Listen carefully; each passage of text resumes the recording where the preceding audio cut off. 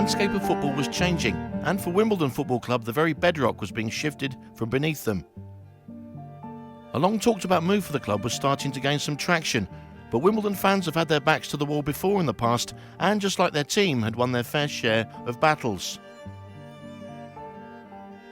This, though, was starting to be one that would end with the Dons being casualties of a cruel twist of fate. It was three men who took the Dons away, but being a resourceful group, the fans had an ace up their sleeve, which would prove to be unbelievably valuable.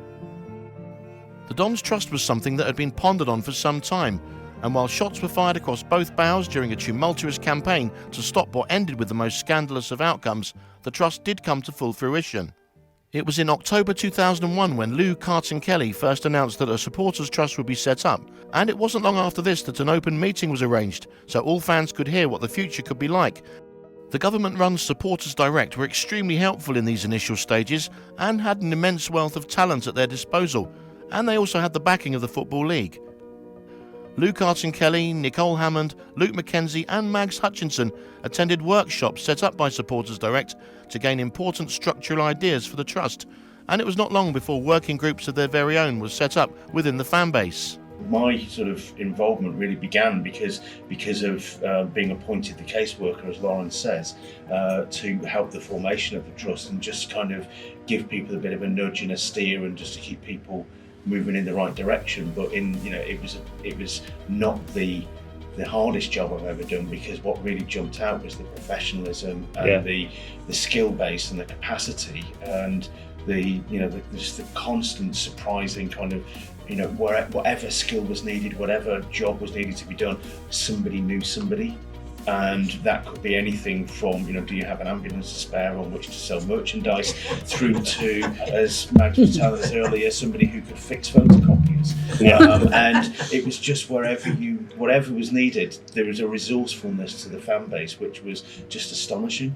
The Dons Trust was now ready to be let loose in the wild and be a true beacon of light for fans across the country. And so it was on Sunday the 10th of February 2002, the official launch of the Dons Trust at Wimbledon Theatre, the heartbeat of the community. After all, this was more than just a football club. The Trust saw itself as something that everybody locally could attach themselves to and have that sense of belonging. The launch was attended by many of the club's past players and staff. Such was the sense of occasion, and that this was a real landmark moment. You got that real feeling of excitement that something positive was happening after what was a very negative season. Yeah. So here we were actually building something, and so there was a great atmosphere. A whole lot of memberships were taken on the day. From here, the Dons Trust has gone from strength to strength on the premise that if you joined, you were automatically an owner of the club.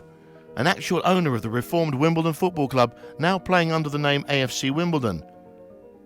This meant you had a say in all the important matters surrounding the club, and more importantly, a constitution driven on the sound belief that the club would always remain part of the community.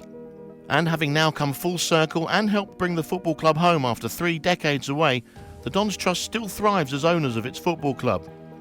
It has been under threat in recent times, but once again, when faced with adversity, it has rallied round its membership and pitched its flag deep into its roots.